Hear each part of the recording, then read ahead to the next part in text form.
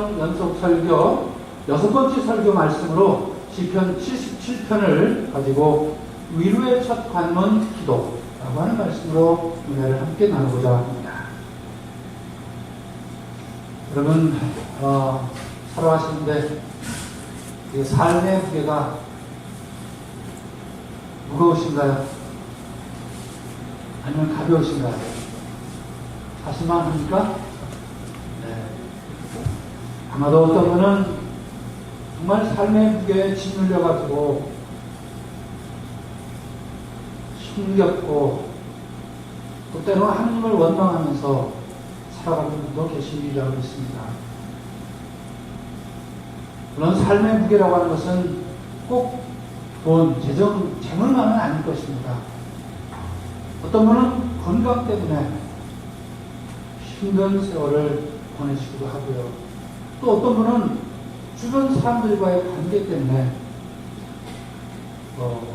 가깝게는 부부 간에 또 가정의 자식과 또 형제 간에 또 어떤 경우는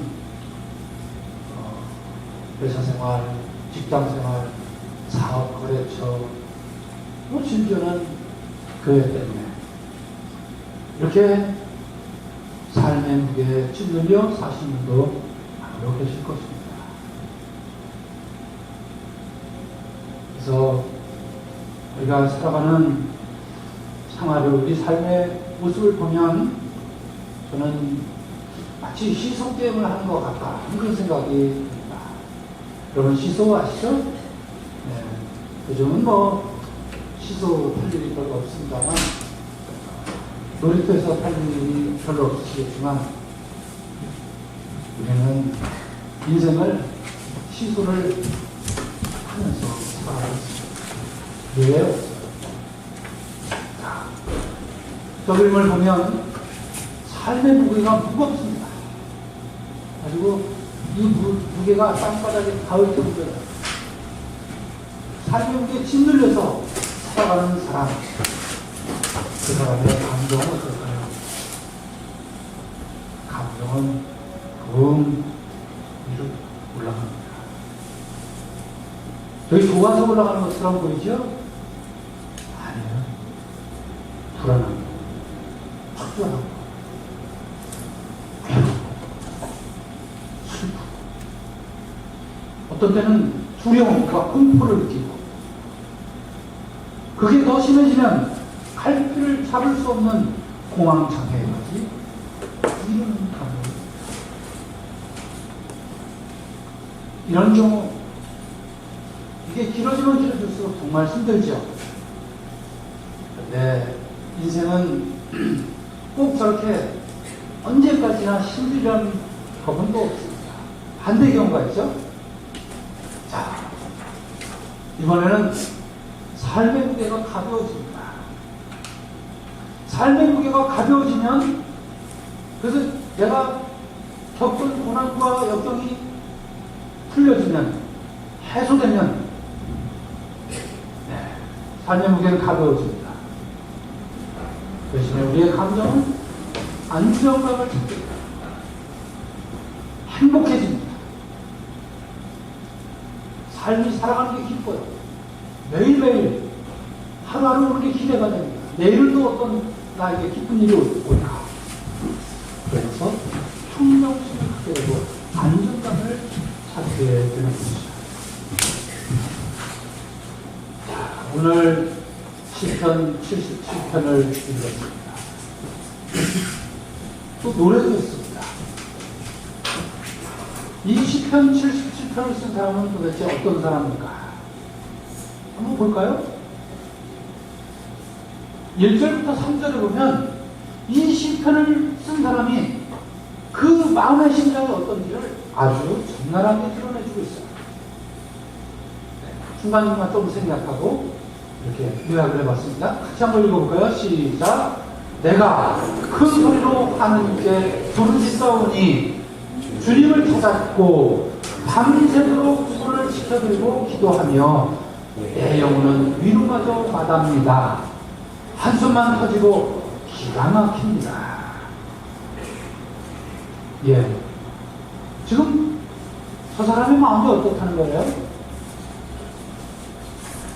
기가 막히다. 그렇죠? 어처구니가 없어. 하나님께 매달리고 있어요. 하나님께 기도해요. 큰 소리를 부르시어요. 밤새도록 철야 기도를 해요. 손을 들고, 손을 지켜들고 기도하고. 그런데 저분의 영혼은, 그 사람의 영혼은 위로가 되지 않아요. 한숨 터지고, 기가 막히고. 기도를 했는데도 하나님의 위로가 없어요. 여러분, 우리도 그렇지 않나요? 어려운 일을 당할 때 기도했는데 제깍제깍 하나님의 응답을 안 하셔요. 그러면 아마도 우리의 심정은 저 사람 같을 거예요. 근데 그러면 만약에 기도하는 것마다 100%다 하나님이 제깍제깍 들어주시면 여러분, 우리 믿음이 좋아질까요? 좋아질까요? 안 좋아질까요? 좋아질 것 같죠? 여러분, 절대로 좋아지지 않습니다. 그건 믿음이 아니거든요. 믿음에는 시련과 끈기, 좌절 이런 걸 딛고 일어서는 게 있어요. 지금 기도했는데 1시간이나 들어줘요. 지금 기도했는데 하루도 안 넘기죠. 제깍제깍 다 들어주죠. 그러면 우리 믿음이 좋아지고 우리가 행복하게 잘 살 것 같지만 그렇지 않아요. 여러분, 요즘은 우리나라가 먹고 살만했으니까 뭐가 들었어요? 자살하는 사람이 들었어요.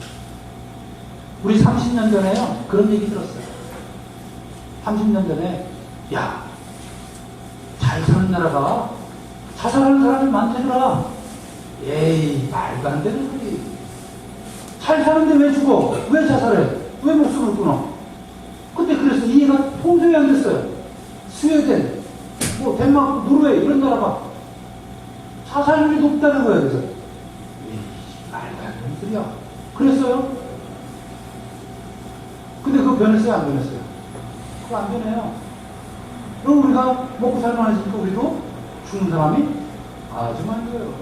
여전히 지금도 잘 사는 나라들이 자살률이 높아요. 여러분, 못 사는 방글라데시, 동남아의 이 제3세계 국가들, 여러분 자살률이요 굉장히 적어요. 우리가 생각하는 거하고 다른 거예요, 여러분. 영적인 거는 우리 생각하고 다른 거예요.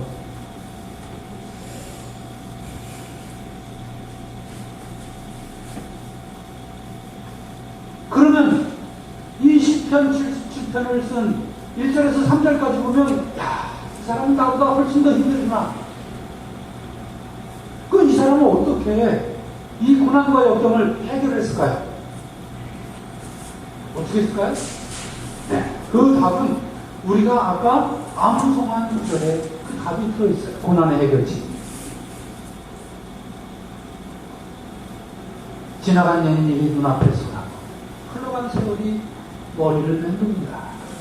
그때 일을 생각하면 밤새도록 한숨을 지었지만 그 다음에 생각을 되새기며 속으로 묻습니다.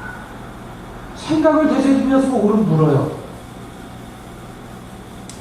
이게 뭐 하는 거예요? 이게 바로 묵상하는 거예요.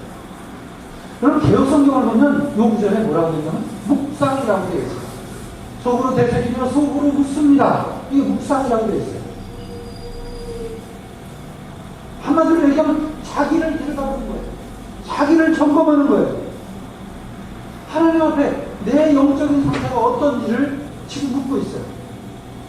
여러분, 우리 대부분은 기도할 때요, 얼마나 교만스러운가요?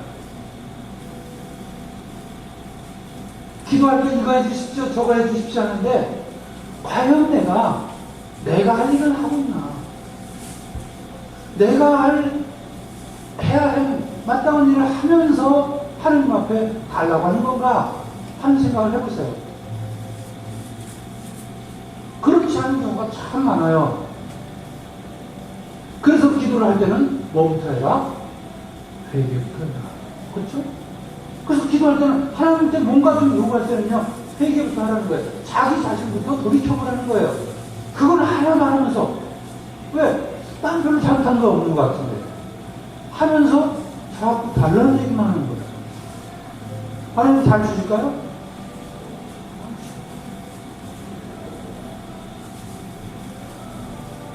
이 시편 77편을 쓴 사람은 바로 이렇게 정말 고통의 마음을 가지고 있었지만 자기를 점검하고 있어요. 자기를 들여다보고 있어요. 속으로 새기고 또 새겨봐요. 그러면서 마침내 이른 곳은 바로 77편 끝절 부분에 이르러요. 자, 한번 같이 읽어볼까요? 시작. 바다를 밟고 다니셨건만, 대해를 건너지도 다니셨건만, 아무도 그 발자취를 몰랐습니다. 양떼처럼 당신 백성을 모세와 아론의 손을 버려 이로 인도하셨습니다. 여러분, 저게 지금 무슨 얘기입니까? 언제적 얘기예요, 저게? 뭐를 지금 묵상하는 거예요? 네, 그렇습니다. 출애굽을 묵상하는 겁니다.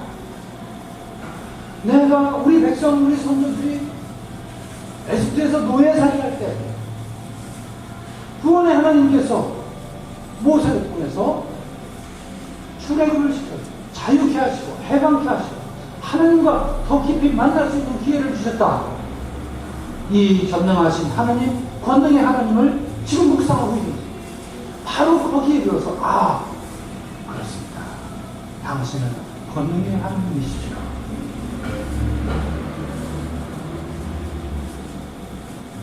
그런데 우리는 우리의 모습은 마치 기억상실증 환자 같아요. 무슨 얘기입니까? 내 기억 멀쩡한데요. 하나님이 베풀어 주신 은혜, 축복을 잊어버리는 경우가 얼마나 많습니까? 그때뿐이에요. 그렇죠? 힘들고 어려울 때 내가 바라는 것을 하나님께서 잘 들어주셔서 내가 이렇게 잘 살고 있는데 언제 그러냐는 듯이 금방 까먹어버려요. 뭐 기억상실증 환자 아니고 뭡니까? 뭐 그런 게 다 달라요? 그러면서 하는 기도는 뭐예요? 더 큰 기적을 베풀어 주십시오. 더 큰 기적을 베풀어 주십시오. 예수님도 옛 사람을 바라보면서 그랬잖아요. 그렇죠? 이 세대는 기적만 요구하는구나.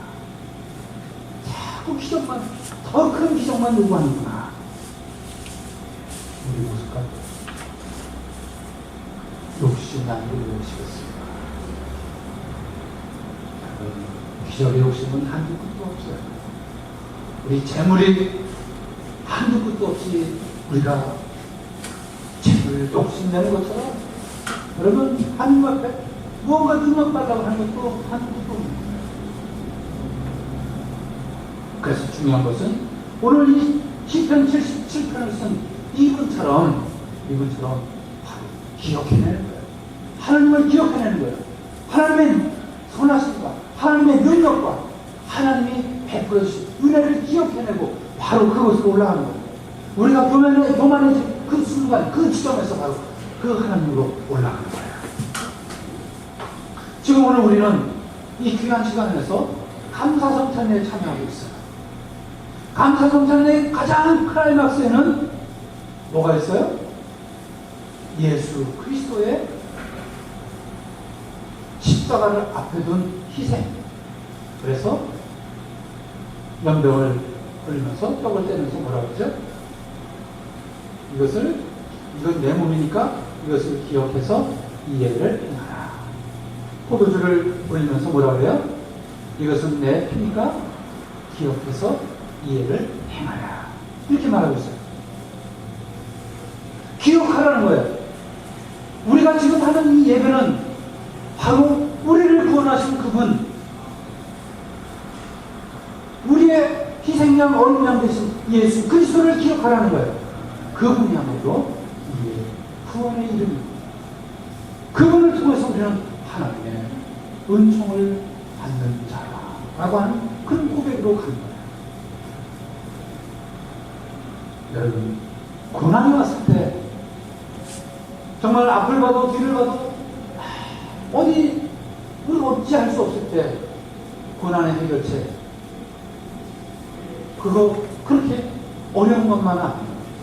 오늘 능력의 하나님, 우리를 구원하신 하나님, 우리에게 은혜를 베푸시는 그 하나님, 어떤 고난과 역경 중에도 우리를 사랑하셔서 건져주시는 그 하나님, 그분을 기억해내는 거예요.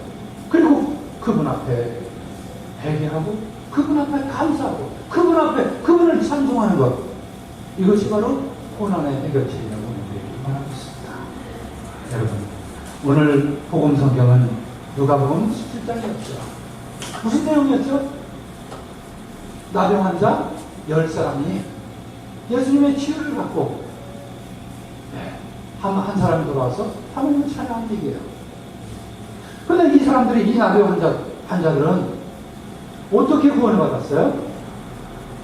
단 한마디. 17장 13절에 뭐라 그랬어요?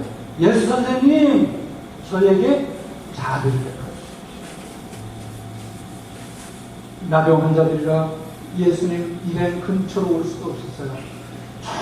하면서 들릴까 말까 하는 지점에서, 왜 가까이 오면 예수님 제자들이 가서 저 패든가 아니면 저 쫓아냈을 거예요.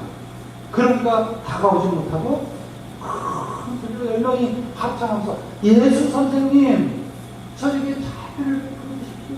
들릴까 말까 하는데 예수님 그 말씀 듣고 가서 사제에게 버리고 온 겁니다. 이것이 간단한 치유였어요. 무엇입니까? 이것이 바로 기도입니다. 이것이 바로 위로의 시작이었어요. 여러분, 하나님 앞에 나가는 것은 기도예요. 기도는 바로 우리의 위로의 시작이에요. 우리가 아무리 힘들어도. 그런데 문제는요, 우리가 하나님 앞에 나아가는 것, 이것을 방해하는 세력들이 있어요. 이게 바로 사탄이에요.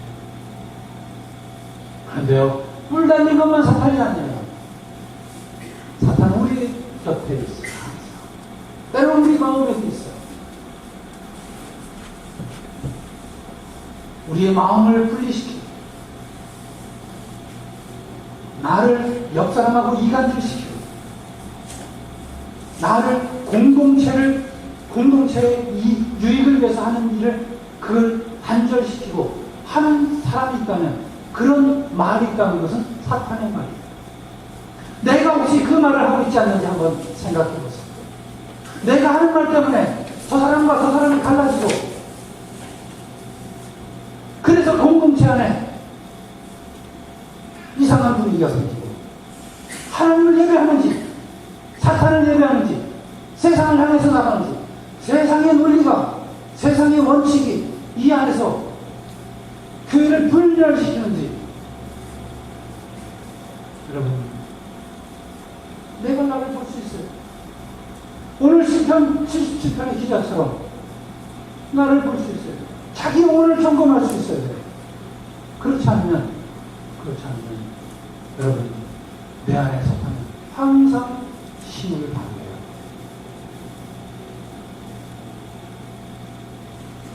너무너무 힘들 때 많지요.